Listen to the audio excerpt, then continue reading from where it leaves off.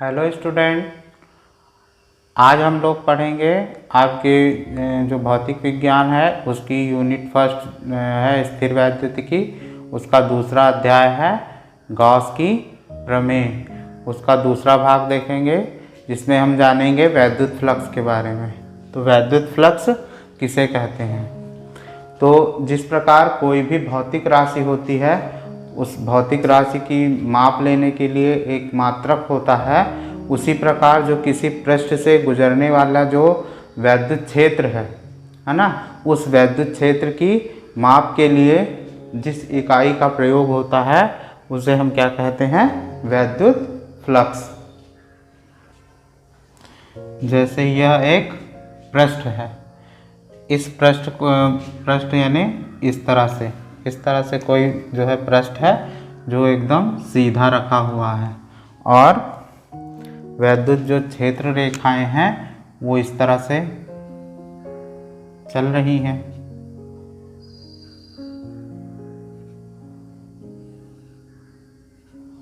इस तरह से चलती हैं वैद्युत क्षेत्र रेखाएं, इस तरह से। तो ये जो है वैद्युत क्षेत्र है, जो वैद्युत क्षेत्र रेखाएं हैं वो इस तरह से चल रही हैं, और उन्हीं के बीच में ये कोई पृष्ठ रख दिया गया है। तो ये जो वैद्युत रेखाएं हैं उस पृष्ठ के आर पार चली जाती हैं। अब ये पृष्ठ इस तरह से रखा हुआ है, यदि इसको हम थोड़ा सा तिरछा करके रख दें तब क्या होगा? तब ये जो क्षेत्र रेखाएं हैं कुछ गुजरेंगी और कुछ नहीं गुजरेंगी। इस तरह से ये रखा है और इनके चलने की दिशा ये है। तब इनमें से बहुत कम क्षेत्र रेखाएं जो है वो इसमें से होकर के गुजरेंगी, इस तरह से, है ना। जब पृष्ठ जो है वो सीधा रखा हुआ है तो उससे गुजरने वाली बल रेखाएं क्या हैं? संख्या में अधिक हैं, और जब उसको थोड़ा सा तिरछा कर दिया जाता है तो उससे जो है पहले की अपेक्षा कम बल रेखाएं गुजरती हैं। और यदि पृष्ठ को इस तरह से कर दिया जाए एकदम बल रेखाओं की दिशा में, जिस दिशा में बल रेखाएं जा रही हैं उसी दिशा में कर दिया जाए, तो क्षेत्र से गुजरने वाली जो बल रेखाएं हैं वो क्या होंगी? एकदम नहीं के बराबर होंगी या शून्य होंगी, है ना। तो इस चीज़ को समझाने से पहले मैं इसकी परिभाषा आपको समझा दूं कि जो है वैद्युत फ्लक्स क्या होता है ना। तो किसी तल या पृष्ठ से गुजरने वाली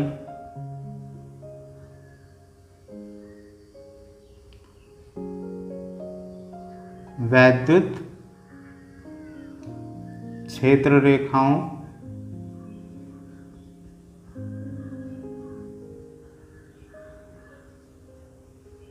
की संख्या क्या कहलाती है? क्षेत्र रेखाओं की संख्या को क्या कहते हैं?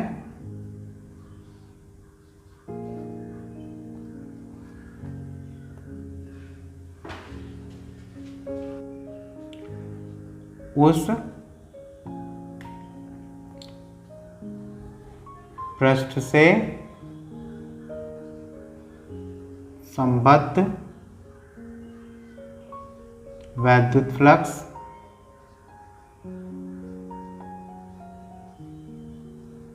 कहते हैं।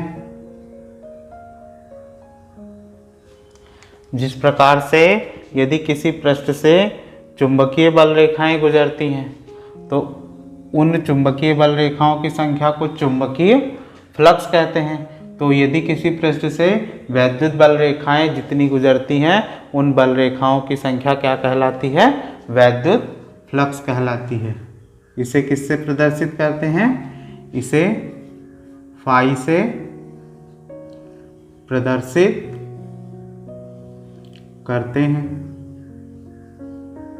या फाई ई कह दो। फाई ई से प्रदर्शित करते हैं क्योंकि वैद्युत फ्लक्स है। यह एक क्या है, अदिश राशि है।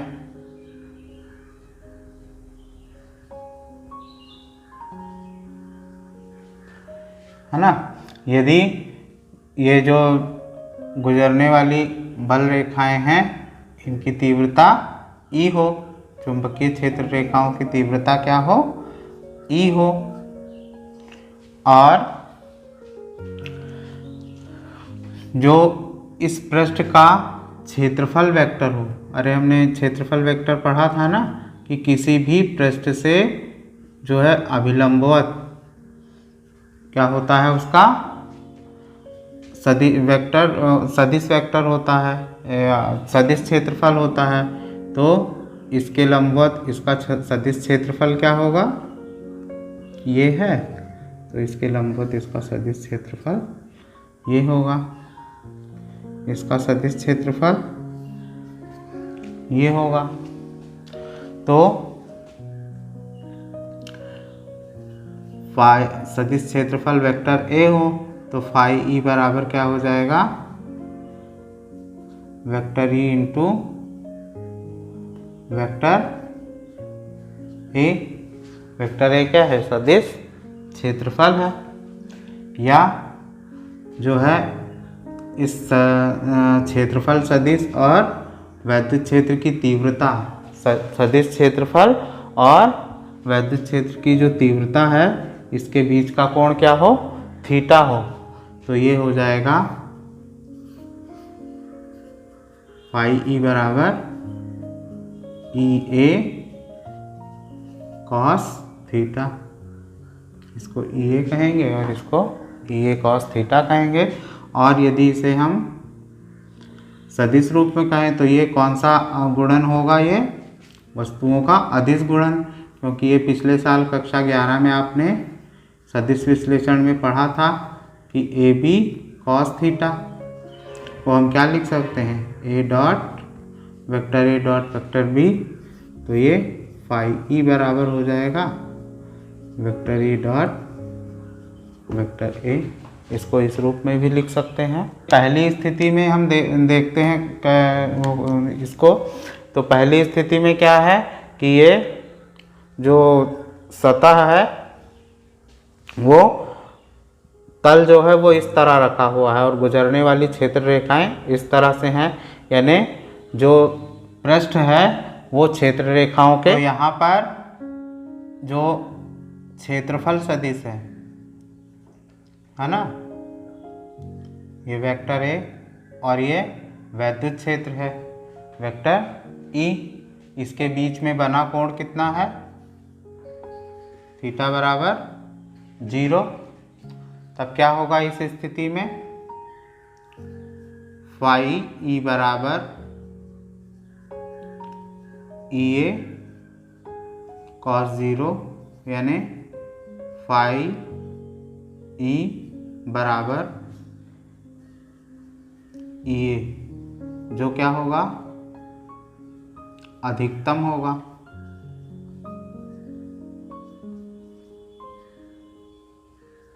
आपको चित्र से भी स्पष्ट है कि देखिए जब ये जो पृष्ठ है, ये क्षेत्र है, ये लंबवत रखा है, यानी ये पृष्ठ है इस तरह रखा हुआ है और वैद्युत क्षेत्र रेखाओं के, है ना, ये वैद्युत क्षेत्र रेखाओं की दिशा है और ये इस तरह से इसके लंबवत रखा है। यानी जो क्षेत्रफल सदिश होगा वो और जो वैद्युत क्षेत्र ई होगा, है ना, दोनों की दिशाएं क्या होंगी, एक ही ओर होंगी, यानी एक दूसरे से ये दोनों कितने अंश का कोण बनाएंगे, 0 अंश का। तो हम यदि इस सूत्र में मान रखेंगे कि फाई ई बराबर ई कॉस थीटा में थीटा की जगह क्या रख देंगे, 0 रख देंगे, क्योंकि चित्र से स्पष्ट है कि जो सदिश वेक्टर है उसका और वैद्युत क्षेत्र के बीच का कोण 0 है। तो cos 0 का मान क्या होता है, cos 0 का मान 1 होता है। तो ये इसमें 1 का गुणा यानी ये हो जाएगा। यानी जब जो है कोई तल वैद्युत क्षेत्र रेखाओं के क्या होगा, लंबवत रखा होगा, तो उस समय उसमें जो है उससे गुजरने वाला जो वैद्युत क्षेत्र है वो अधिकतम होगा, यानी वहाँ पर वैद्युत फ्लक्स का मान अधिकतम होगा। और यदि थीटा कोण बनाएगा तो कम होगा, क्योंकि कॉस थीटा का अधिकतम मान 1 होता है और न्यूनतम मान 0 होता है, यानी 0 से 1 के बीच में मान होगा यदि कोई डिग्री का कोण बनाएगा 90 से छोटा, तो है ना। तब इस स्थिति में ये क्या होगा, ये कॉस थीटा, यदि मान लीजिए यहाँ थीटा के जगह पर आप 60 अंश रख दें तो कॉस 60 का मान 1/2 होता है, यानी ये बराबर 1/2 कॉस 60 होगा।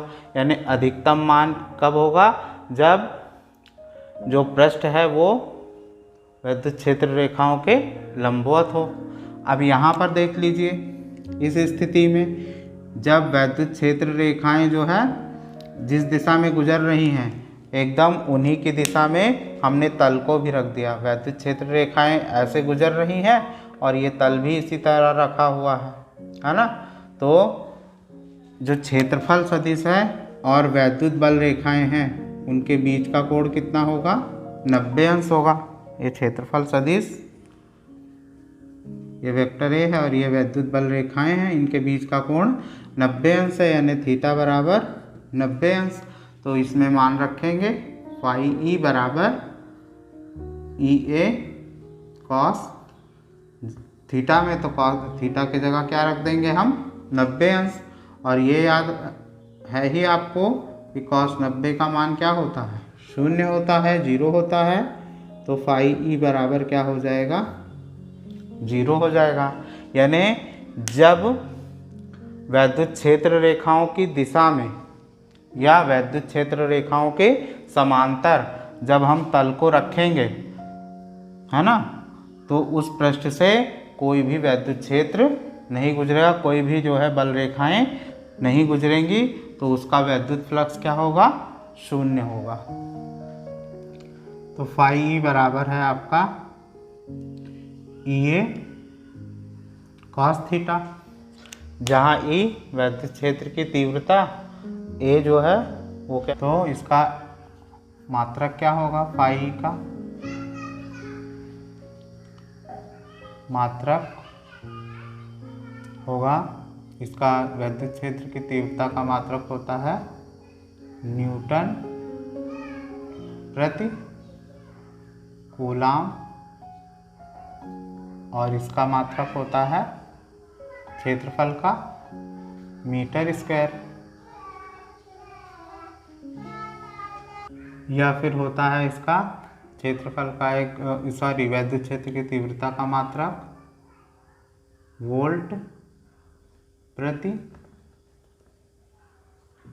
मीटर, और क्षेत्रफल का मीटर स्क्वायर। तो इसका मात्रक क्या हो जाएगा,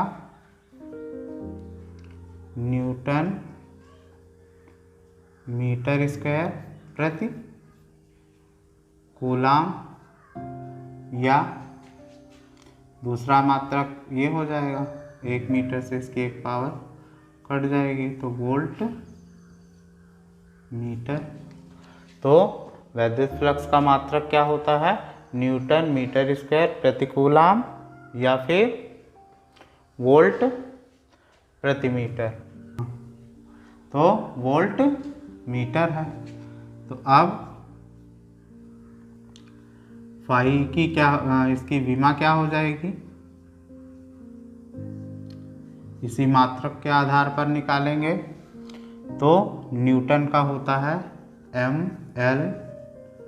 mL/t-2, कूलाम का होता है AT, और इसका क्या है मीटर स्क्वायर यानी L2। तब ये हो जाएगा m, L की ये 1 है और ये 2 है, 2 1 3 mL 3, और t कितना हो जाएगा, ये ऊपर जाएगा -1 और ये -2 है, तो ये -3 और ए ऊपर जाएगा तो इसका -1, तो इसकी विमा हो जाएगी ML3 T-3 और A-1, ये इसकी विमा।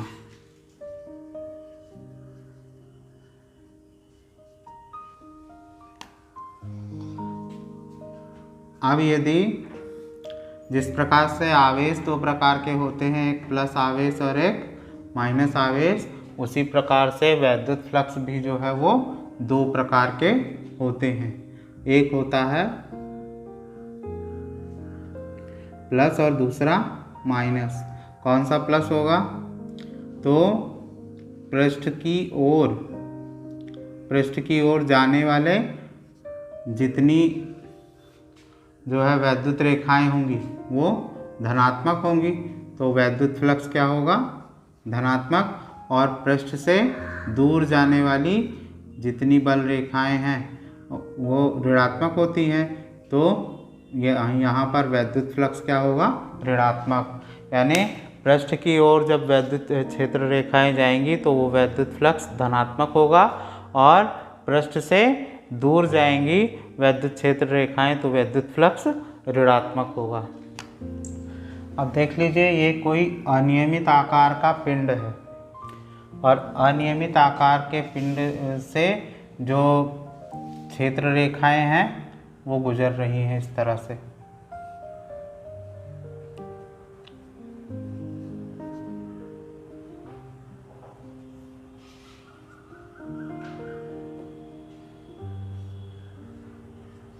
इस तरह से गुजर रही हैं क्षेत्र रेखाएं। तब क्या होगा? हम अनियमित आकार के इस पिंड में एक सूक्ष्म क्षेत्रफल लेते हैं dA, और उस क्षेत्रफल अवयव का क्षेत्रफल सदिश क्या होगा? D वेक्टर A, और इससे जो है गुजरने वाली जो क्षेत्र रेखाएं हैं वो क्या है? E है। और वैद्युत क्षेत्र E और क्षेत्रफल वेक्टर के बीच में कोण क्या बनता है? थीटा बनता है। तब हमें इस समस्त निकाय का जो है वैद्युत फ्लक्स निकालना होगा, तो हम क्या करेंगे? इंटीग्रेशन कर लेंगे, इंटीग्रेशन ले लेंगे। इंटीग्रेशन मतलब होता है सूक्ष्म सूक्ष्म चीज़ों को जोड़ना। तो ये हो जाएगा d phi equal integration E dA cos theta. जैसे फाई E बराबर क्या था? EA cos theta. तो उसी प्रकार से यदि हम इस पूरे जो है अनियमित आकार के पिंड को हम क्या करते हैं? छोटे छोटे जो है क्षेत्रफल अवयवों में बांट लेते हैं। तो एक क्षेत्रफल अवयव हो गया dA, और उसका जो क्षेत्रफल सदिश है वो D वेक्टर A हो गया, और उससे गुजरने वाली जो वैद्युत बल रेखाएं हैं वो है E। तो ये हो जाएगा d फाई बराबर फाई E बराबर d phi integration d phi equal integration dA cos theta.